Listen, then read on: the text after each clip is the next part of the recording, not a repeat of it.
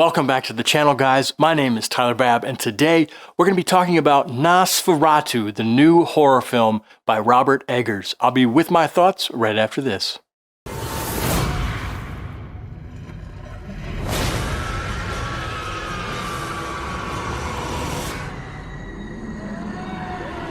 Nosferatu, rated R, only in theaters Christmas Day. Special engagements in Dolby and IMAX. In the 1830s, estate agent Thomas Hutter travels to Transylvania for a fateful meeting with Count Orlok. In his absence, Hutter's new bride, Ellen, is left under the care of their friends, Frederick and Anna Harding. Plagued by horrific visions and the increasing sense of dread, Ellen soon encounters an evil force that's far beyond her control.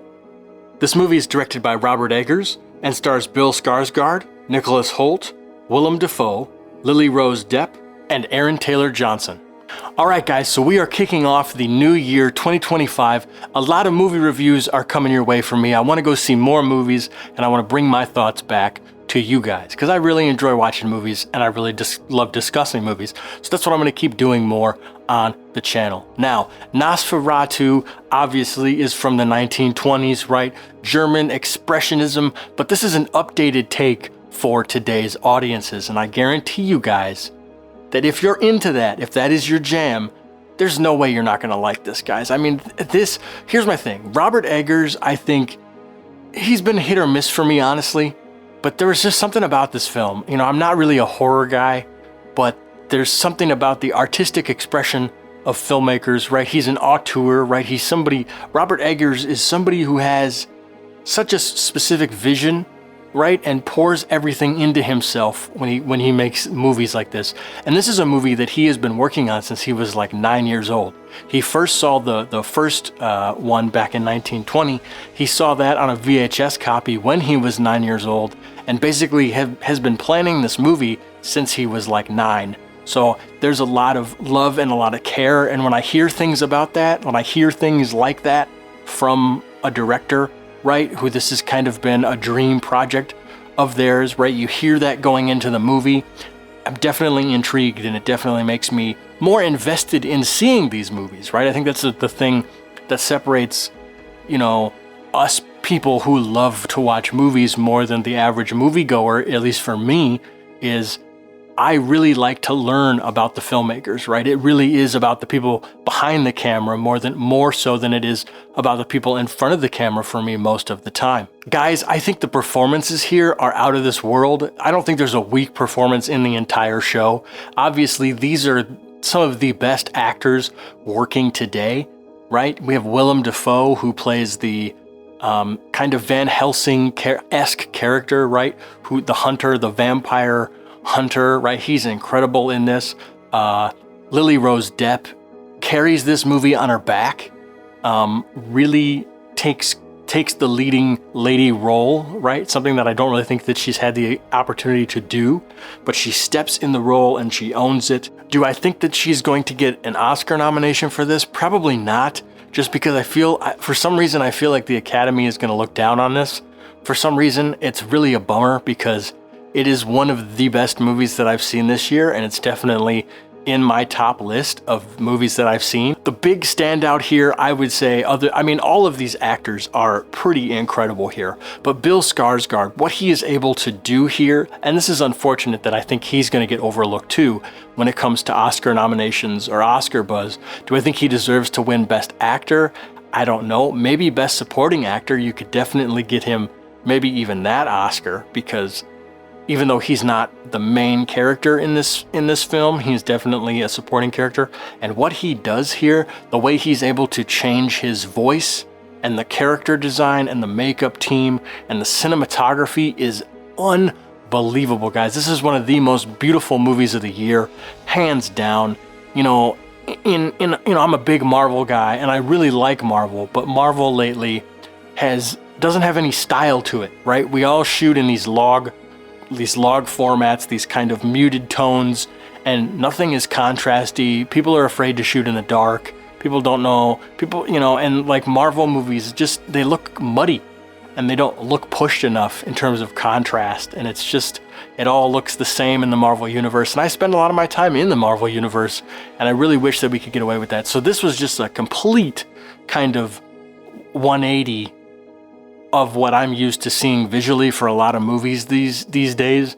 And it was just, I just loved this. I thought this was such a beautiful looking movie. But Jarin's cinematography here is beautiful. They developed a special filter that blocked out a lot of kind of the red tones and more of the red light, to make it more of a muted monochrome looking image, right? So they had a special filter developed for them that they used for a lot of these night scenes and a lot of these day scenes to bring things down to a more monochromatic looking feel. And it was incredible. I mean, it was incredible. The way that they're able to play with depth, and they're shooting on like a 50 to 35 millimeter, and the way that Robert Eggers moves the camera, right? He likes to do these one-ers, right? He's always done this in a lot of his movies, but I think here, I mean, this is like, he's learned so much, even from The Northman to now. I think he's grown a lot, and he's taking chances, and he's taking risks, and I love the frames that they've captured here, right? Where Lily Rose Depp is the center focus of the frame, but they've built things, and they actually built sets, right? They built 65 real sets they built for this movie. And that is unheard of today, because everything is shot on green screen and everything looks fake. But what they did here was they built 65 real sets. They built like a town square, and you can tell everything is real. Like when you walk into these things, and they went to, I think, Prague or something, and they filmed in real castles, right? They filmed in like the old castles where they actually shot, I think, the 1979 version of Nosferatu, the Werner Herzog version. They actually used the same castle, and they didn't even know that, which I thought was cool. Like that just happened kind of by mistake. Well, I don't know how. That's what I heard. I don't know if that's necessarily true, but I thought that was really cool. And the way that they play with depth here, and the sound design. You'll have the camera focused on Nicholas Hoult, and it'll pan around and it'll go to Lily Rose Depp's character, and Nicholas Hoult will be out of focus, and you'll just focus on Lily Rose Depp. And I'm telling you, like, I just love seeing those things. That stuff just like, it just warms my heart, and it makes me happy to see those things, right? To see real cinematography, right? To see Hollywood actually give somebody like Robert Eggers the freedom, right? And enough money to do what he wants to do and to build his vision. And I think this is going to take him to the next level. I really think this movie's doing a really great job. It's got like a 94% on Rotten Tomatoes, and I think it's killer. And I think it's going to really put him at the next level. As far as my negatives go, guys, again, a lot of times for me, it's a lot of runtime, right? It's the length. I thought the pacing was incredible in this movie, and I really loved how quick it was, but there are some things I think we can shave down. Unfortunately, I just think it's a lot of my criticism of today's movies is they don't need to be as long as they are, and we could shave stuff off. And obviously, coming as an editor myself, that's just kind of how I feel. Things could be a lot shorter. We could get back to, the hour 45, the hour 50 mark, like why things need to be reaching 2 hours, I'm not sure. So that would be realistically my one criticism. I thought everything else fired on all cylinders, and I definitely recommend this, guys. You have to see this at some point, even in the theater. I mean, it's worth it, guys. It really is. Well, guys, thank you so much for checking out this review of Nosferatu. It's a great Christmas present. We've coming off a Superman trailer. I got to see this movie. I want to go see the Bob Dylan one, so we got a lot more stuff coming up. I got to shoot my Mufasa review. That is also on my way. That movie, I got my thoughts on that one. I'll give it to you in some other video. But if you saw Nosferatu, and if you enjoyed it as much as I did, and if you are a Robert Eggers fan, let me know in the comments down below. And if this made your top 10 favorite films of the year, let me know. Like I said, it's definitely 1 or 2 for me.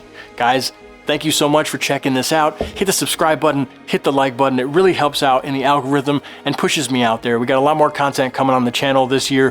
2025 is going to be a great year for movies. I'm really hopeful. It's been a rough couple years, but I'm really hoping that 2025 and 2026 can be a swing of hits after hits after hits. Thank you guys so much. I'll see you in the next video. Have a great rest of the year and into the new year. Take care. Bye-bye.